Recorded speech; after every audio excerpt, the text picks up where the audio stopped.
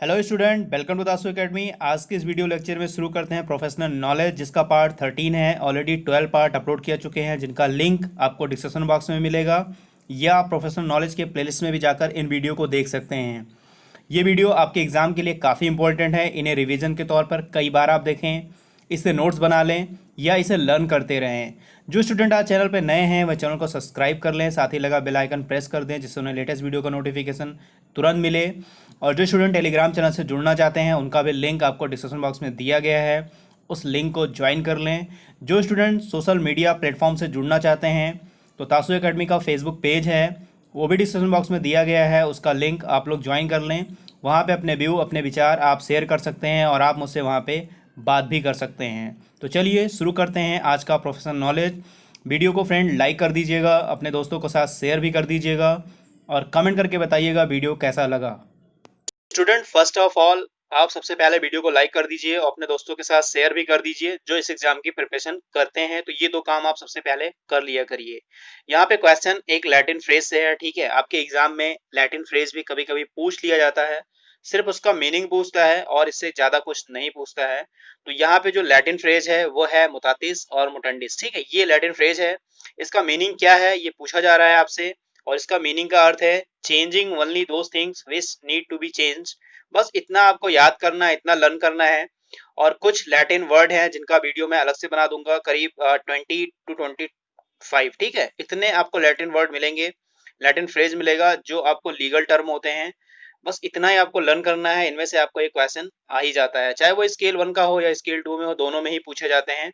एक या दो क्वेश्चन, कभी कभी 3-4 क्वेश्चन। पीएनबी वगैरह में तो 3-3, 4-4 जो है ये लैटिन वर्ड पूछ लिए जाते हैं।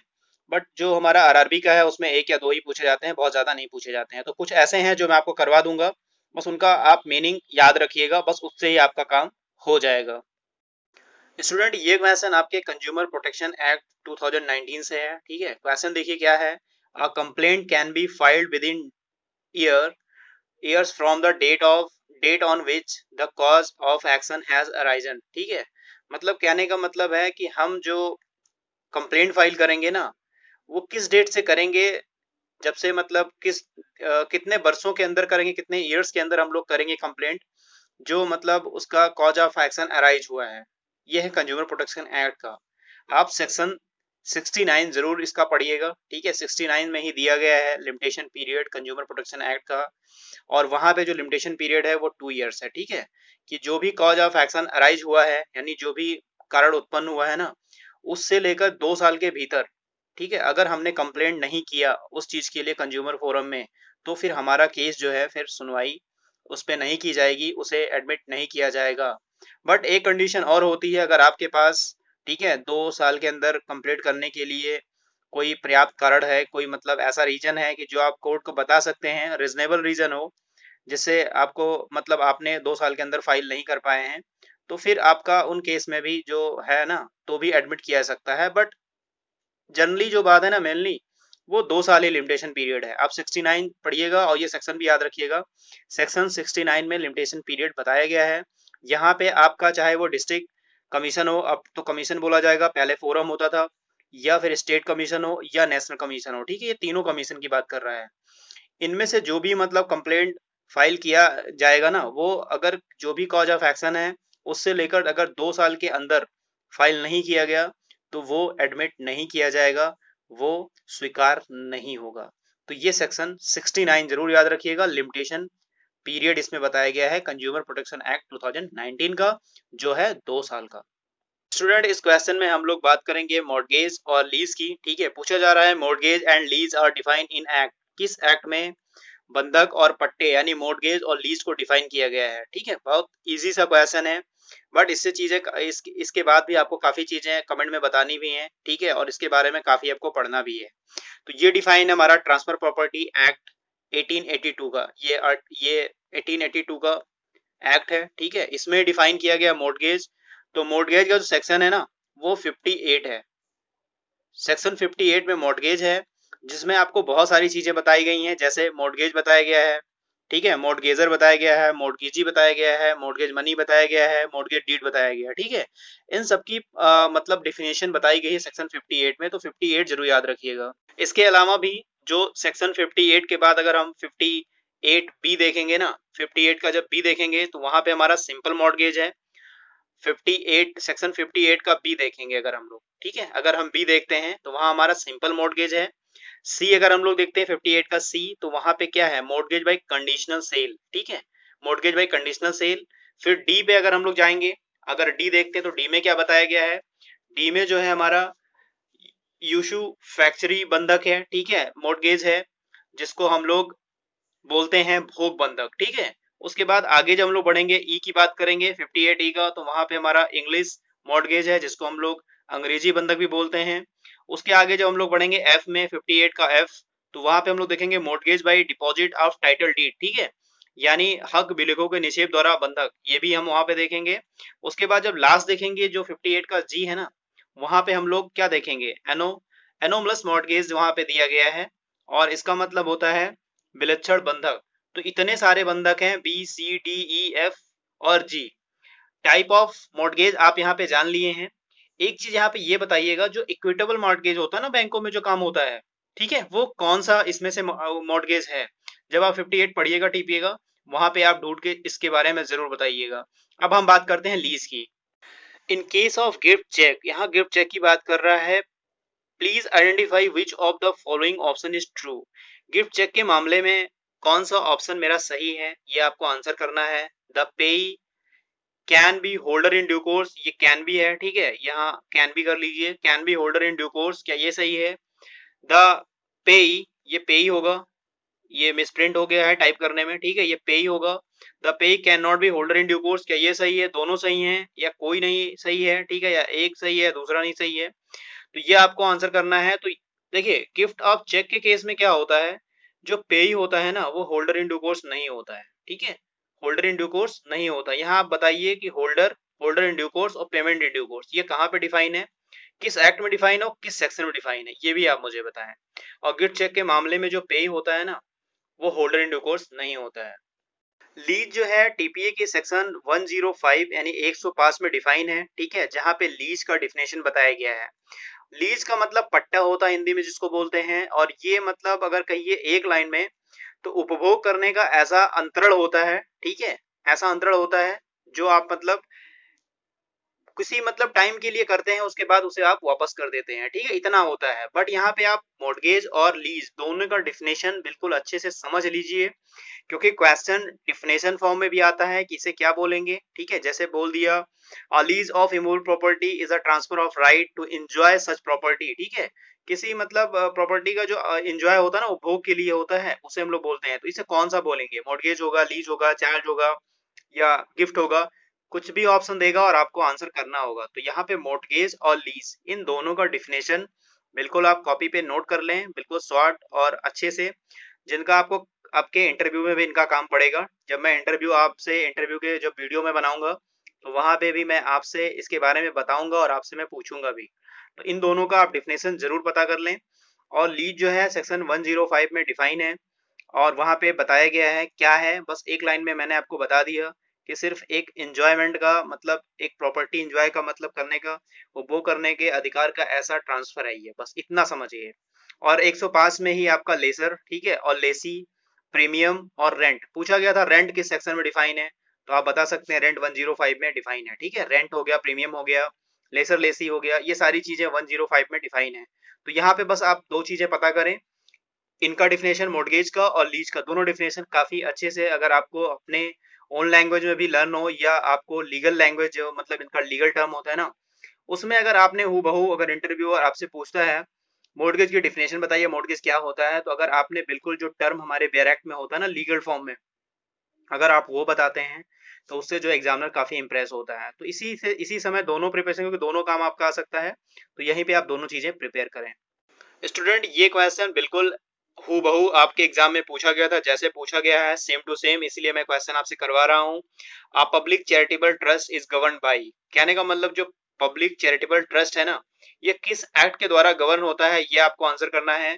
तो यहाँ पे हमारा जो आंसर होगा वो पब्लिक ट्रस्ट एक्ट होगा, ठीक है, इसके द्वारा पब्लिक चैरिटेबल ट्रस्ट जितने भी होते हैं वो गवर्न होते हैं। तो इसका एक्ट है पब्लिक ट्रस्ट एक्ट, ठीक है, इससे गवर्न होता है पब्लिक चैरिटेबल ट्रस्ट। यहाँ पे आपको पब्लिक ट्रस्ट एक्ट का ईयर बताना है, इंडियन ट्रस्ट एक्ट का ईयर बताना है, कॉन्ट्रैक्ट एक्ट का ईयर बताना है। इन तीन का ईयर बताइए कि ये किस ईयर में जो है तीनों एक्ट हमारे आए हुए हैं, तो ये कमेंट में जरूर करके बताइएगा। स्टूडेंट, ये क्वेश्चन है कि एक व्यक्ति प्रक्राम्य ब्लेक का मूल्य देकर सद्भावना से प्राप्त करता है, ठीक है। एनआई मतलब हमारा निगोशिएबल इंस्ट्रूमेंट है, ठीक है, उसकी वैल्यू को देकर एक गुड फेथ में वो प्राप्त करता तो वो क्या कहलाता है, ठीक है। What person drive for goodwill by giving value to negotiable deed is called, क्या कहलाता है वो? होल्डर कहलाता है, वैल्यूएबल होल्डर कहलाता है, होल्डर इन ड्यू कोर्स कहलाता है, पेमेंट इन ड्यू कोर्स कहलाता है, क्या कहलाता है? तो वो होता है होल्डर इन ड्यू कोर्स। हमारा आंसर होगा होल्डर इन ड्यू कोर्स। क्यों होगा होल्डर इन ड्यू कोर्स? क्योंकि अगर देखिए हमारे अगर कोई मतलब हमारा निगोशिएबल डीड है ना, उसको उसके बदले में अगर कोई हम वैल्यूएबल चीज देकर कोई मतलब मूल्य देकर अगर उसे हम गुड फेथ में लेते हैं ना, तो वो हमारा होल्डर इन ड्यू कोर्स होगा, ठीक है। होल्डर हमारा सेक्शन 8 है एनआई में, सेक्शन 9 में हमारा होल्डर इन ड्यू कोर्स है, और सेक्शन 10 में हमारा पेमेंट इन ड्यू कोर्स है। एनआई का एक्ट जो है 1881 का है, ये भी ध्यान रखें। तो जो भी मतलब अगर निगोशिएबल डीड होगी ना, उसको अगर आप कोई वैल्यूएबल चीज देकर अगर उसे गुड फेथ में आप पाते हैं, तो आप होल्डर इन ड्यू कोर्स कहलाएंगे। ये भी एक लैटिन वर्ड है, आप कह सकते हैं, ठीक है। लैटिन वर्ड है प्ली ऑफ एलवाई बोलते हैं इसको, ठीक है। अन्यत्र उपस्थिति होने का अभिवाक क्या होता है, ये आपको बताना है, ठीक है। प्ली ऑफ एलवाई, ये भी क्वेश्चन आपके लॉ से स्किल 2 में पूछा गया था, इसलिए ये भी क्वेश्चन मैं आपको करा रहा हूँ। क्या प्ली ऑफ एलवाई का जो प्रोविजन है वो स्पेशल प्रोविजन है इंडियन पेनल कोड का, या जनरल प्रोविजन है इंडियन पेनल कोड का, या सेक्शन 11 ऑफ एविडेंस एक्ट का है ओनली रूल ऑफ एविडेंस ये बताता है, या सभी में बताया गया है या किसी में नहीं बताया गया है? तो प्ली ऑफ एलवाई जो बताया गया है सेक्शन 11 एविडेंस एक्ट में बताया गया है, और ये एक रूल है, ठीक है, एक रूल की तरह काम कर रहा है। ये section 11 of evidence act only rule of evidence, ठीक है, ये बताया गया है। जब हम सेक्शन 11 देखेंगे एविडेंस एक्ट 1872 का ना, तो वहां पे क्या इसका जो टर्म है, जो इसका लीगल वर्ड है, वो बताया गया है कि when fact not otherwise relevant become relevant, ठीक है। मतलब वह तथ्य जो अन्यथा सुसंगत नहीं, वो कब सुसंगत होंगे। इसका मतलब ये है आपके प्रेजेंस को बताता है, आपकी प्रेजेंस को यानी उपस्थिति को बताता है। जैसे एक इसका इलस्ट्रेशन ये है कि जब ए ने कोई क्राइम किया था, ठीक है, जैसे उसने कलकत्ते में कोई अपराध किया था, कोई ऑफेंसेस उसने किया था, तो क्या वह उस दिन लाहौर में था क्या, ठीक है, क्या वो लाहौर में था या वो कलकत्ते में था? तो जो इसकी प्रेजेंट है ना, इसकी उपस्थिति है, ये प्रूफ करना प्ली ऑफ एलवाई है। कि बाय द वे जैसे काफी लोगों को फंसा दिया जाता है ना, किसी ने वो कलकत्ते में था ही नहीं, बट किसी काम से अगर वो गया है या नहीं गया है, ठीक है, तो बस उस व्यक्ति की प्रेजेंट को यानी प्रेजेंस को बताना ही प्ली ऑफ एलवाई है, ठीक है। ये सेक्शन 11 में है, 1872 हमारा एविडेंस एक्ट का है। तो वहां पे जाकर इन चीजों को और पढ़िएगा, जिससे आपको नॉलेज और गेन होगा। स्टूडेंट क्वेश्चन पूछ रहा है कि कौन एक बैंक प्रक्रम ब्लेक यानी जो निगोशिएबल डीड है ना, वो नहीं बना सकता है। इंसॉल्वेंट अगर है तो क्या बना सकता है? कंपनी कोई बना सकती है, एजेंट कोई बना सकता है, या दो और तीन यानी कंपनी एजेंट दोनों बना सकते हैं, या कोई नहीं बना सकता है। तो जो हमारा निगोशिएबल डीड होता है ना, वो कोई इंसॉल्वेंट नहीं बना सकता है। इंसॉल्वेंट अगर कोई है ना, तो वो नहीं बना सकता है। बाकी कंपनी बना सकती है, एजेंट बना सकता है, ठीक है, ये सब बना सकते हैं हमारे निगोशिएबल डीड, बट कोई इंसॉल्वेंट है वो नहीं बना सकता। तो बस इतना याद रखें कि इंसॉल्वेंट जो चीजें हैं ना, वो हमारा नेगोशिएबल डीड को नहीं बना सकती हैं। स्टूडेंट, ये भी क्वेश्चन आपके एग्जाम में पूछा गया था। प्रूफ, ठीक है, यानी सबूत जो होता है वो परिणाम होता है, किन चीजों का परिणाम होता है? इंक्वायरी का होता है, एविडेंस का होता है, इन्वेस्टिगेशन का होता है, फैक्ट का होता है, या सभी का होता है, जितना ऊपर दिया गया है, ठीक है। ऑल ऑफ द अबव ही है, ये लिखा हुआ 2 बार लिख गया है। तो जो सबूत होता है ना हमारा, सबूत वो क्या होता है? वो एविडेंस होता है, एक साक्ष्य होता है। सबूत क्या होता है? किसका परिणाम होता है? प्रमाण होता है, परिणाम होता है, वो साक्ष्य का होता है, एविडेंस का होता है। तो बस ये भी इतना छोटा सा क्वेश्चन पूछा गया था, 1 नंबर का क्वेश्चन है। तो ऐसे भी छोटे छोटे क्वेश्चन आपसे पूछे जाते हैं, जो मैं लगातार आपको करा रहा हूँ और आपको इसके बारे में बता भी रहा हूँ। तो ये जान लीजिए, प्रूफ होता है ना, वो परिणाम होता है एक एविडेंस का, साक्ष्य का होता है। और साक्ष्य अधिनियम जो है 1872 है, और अभी मैंने वहां पे सेक्शन 11 का एक क्वेश्चन भी कराया है, जो आपके प्रश्न पे डिपेंड करता है, प्ली ऑफ एलवाई। स्टूडेंट, भी क्वेश्चन पूछा गया है, an agreement by a debtor not to raise the plea of limitation, ठीक है।